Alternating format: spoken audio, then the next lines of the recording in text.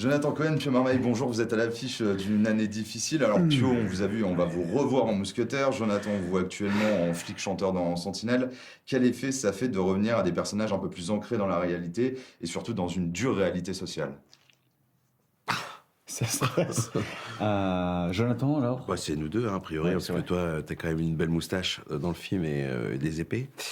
Et non, c'est la joie de ce métier, c'est qu'on peut on peut traverser plein d'univers. Moi, je suis trop content là d'être dans une comédie humaine, sociale. Oui, bah oui, non, parce qu'en fait, il m'a saboté tout le fut, il m'a mis du café sur toute la jambe droite. Ouais, je vais pas vous mentir, tout est atteint au dernier degré. Et ça vient d'arriver, c'est pour ça que c'est fou. Donc l'interview sera teintée de café. Pas grave. Mais bon, qu'importe. Non, mais c'est la joie. Franchement, en vrai, c'est la chance de ce métier, c'est on a la chance de traverser tout ça. Hein? Et toi, ça te Ouais. fait quoi, là, balanceur de café?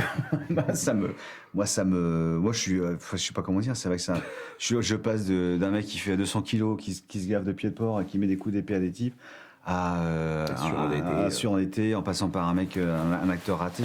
C'est vraiment, enfin, en tout cas, cette année, c'est vrai qu'il y a eu un prisme de trucs, un spectre de personnages assez riche et moi j'aime bien cette idée-là, enfin, en tout cas de voyager. Et je pars surtout en fait des univers des cinéastes. C'est ça qui est intriguant, quoi, qui est jouissif. Alors quand on commence des milieux artistiques comme la comédie, le théâtre, le cinéma, on vit parfois forcément des années difficiles. Est-ce que ça a été votre cas? Et quel regard vous avez sur ces années-là aujourd'hui et qu'est-ce qu'elles vous ont appris? En vrai, je pense que le métier d'acteur, en tout cas un métier d'artiste, c'est beaucoup d'années, on va dire, difficiles où c'est des longs chemins, hein. C'est des très très très longs chemins. Moi, pour ma part, en tout cas, ça a été long. Euh, et ça apprend la résilience, ça apprend la patience, ça permet aussi de se cultiver soi-même sa petite force intérieure, essayer de creuser ça. Et voilà, jusqu'au jour où en fait quelque chose se passe qui dépend absolument pas de nous, un peu de nous, mais beaucoup d'autres choses, on sait pas quoi, qui fait que d'un coup, aux yeux des gens, on existe. Et ça, c'est la magie de la vie, pour le coup, plus que du cinéma. Moi, j'ai toujours un peu bossé, mais c'est vrai que je me rends pas vraiment compte. En fait, c'est vrai qu'il y a un moment, il y a une sorte d'effet boule de neige, quelque chose qui peut prendre aussi là, quand la mayonnaise prend. Mais j'ai pas de regard particulier sur mes années de travail où j'étais pas forcément à un endroit où je me sentais indispensable ou, euh, mais je sais pas, il y a une sorte de continuité. Mais en fait, je regarde rarement dans le rétroviseur, mais en tout cas, je me rends compte qu'il y a beaucoup de choses qui se sont passées quand même. Alors, Eric Toledano et Olivier Nakache ont collaboré avec des associations militantes pour la préparation du film. Est-ce que ça a été votre cas aussi ou alors comment est-ce que vous préparez de manière générale vos rôles pour des films enfants engagés? Prends le risque avec le deuxième café, tu vas me le foutre dans la gueule.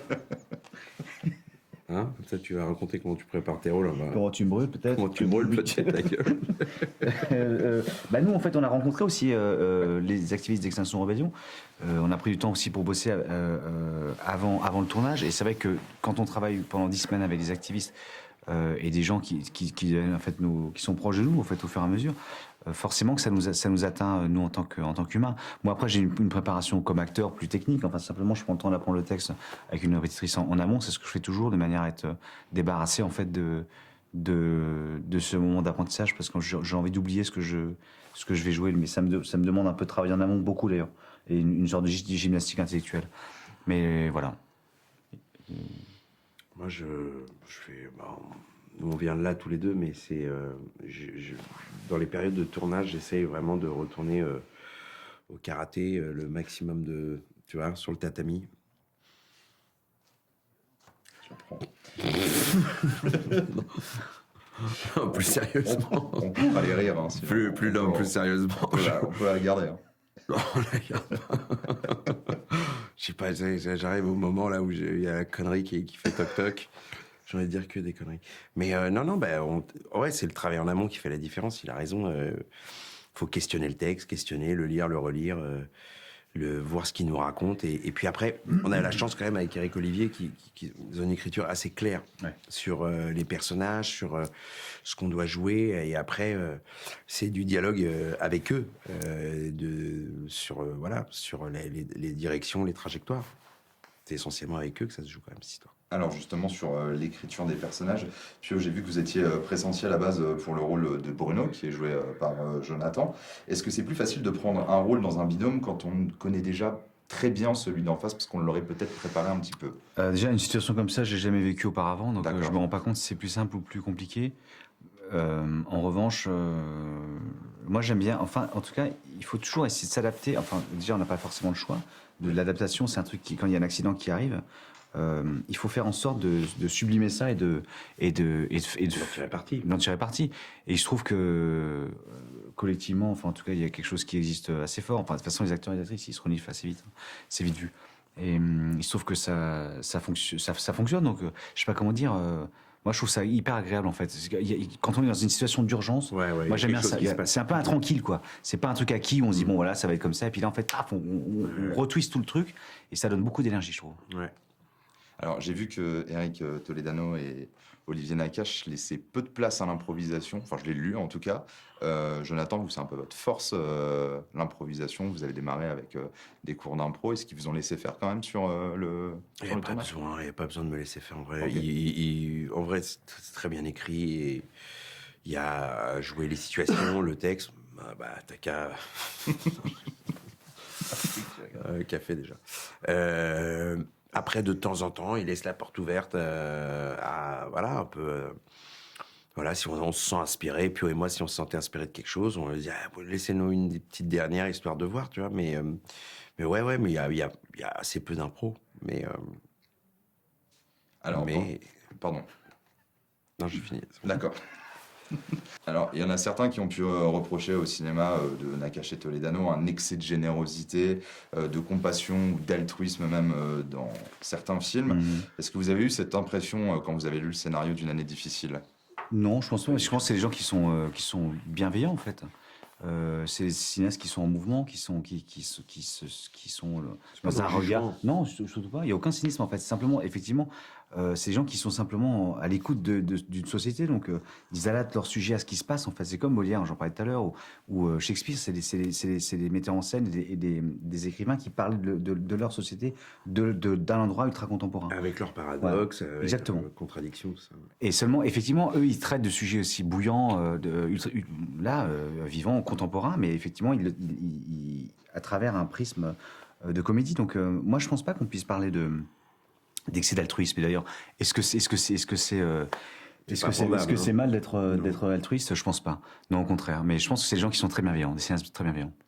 Et du coup, dans quelle mesure est-ce que vous vous retrouvez dans le message environnemental qui est véhiculé par le film? Toledano et Nakache disent qu'ils ont le cul entre deux chaises par rapport à ça, et vous? C'est pas qu'ils ont le cul entre deux chaises. Alors déjà, je pense il y a pas de message à proprement parler dans le film. Il y a une mise en opposition qui crée du dialogue. C'est-à-dire qu'au final, c'est un film où on en sort, on se dit ou même voilà, ça se fait poser des questions sur soi, avec les autres. C'est pour créer du dialogue et de la réflexion. Après, nous, en tant que tel, moi, au-delà du film, bien sûr, qui te met quand même le nez dedans, mais on a quand même 100% des news aujourd'hui qui nous parlent. Enfin, il n'y a pas un jour où il n'y a pas un feu de forêt, où il n'y a pas une catastrophe naturelle. Là, ce qui s'est passé en Maroc, en Libye. Je veux dire, c'est très, très, très, très concret. Donc, en vrai, on est tous, ce serait fou de pas l'être, mais tous touchés par ce qui se passe, climatiquement parlant. Après, l'endroit de nous, on se situe. C'est sûr que moi, j'en fais plus qu'à une certaine époque, mais c'est certain que c'est pas assez encore. Mais parce qu'on est dans une société où c'est compliqué d'être totalement l'un ou l'autre. Et puis même d'ailleurs, ce qui est assez intéressant, c'est là où, même dans les groupes, on va dire activistes, écologistes, il y a ces paradoxes-là en fait. Il y a ces paradoxes-là. Il y en a qui travaillent dans des boîtes de pub et qui, en même temps, sont activistes et qui vivent. Ils sont au cœur de la société et en même temps, ils essayent de combattre toutes les dérives qui sont liées au climat. Mais c'est ça, on est des êtres paradoxaux et paradoxal ou paradoxaux. Waouh, je me suis embarqué dans un truc là. Ah, c'était bien, je écoutais. Et il faut l'accepter. Ouais, exactement. Il faut accepter qu'on est paradoxal. Il faut Et accepter on se contredit. Il faut Mais en gros, accepter tout ça. Mais ce qui est important, c'est d'en débattre, en fait. Ouais. Et ensuite, de ces débats-là, simplement tirer les conséquences et d'essayer de... Enfin, en tout cas, moi, je sais que à la sortie de ce film et depuis, mon rapport à la consommation n'est plus le même, en tout cas. Je sais que c'est sans doute pas suffisant, mais je suis pas un exemple et je suis surtout pas donneur de leçons, en fait. Je fais ce que je peux, déjà.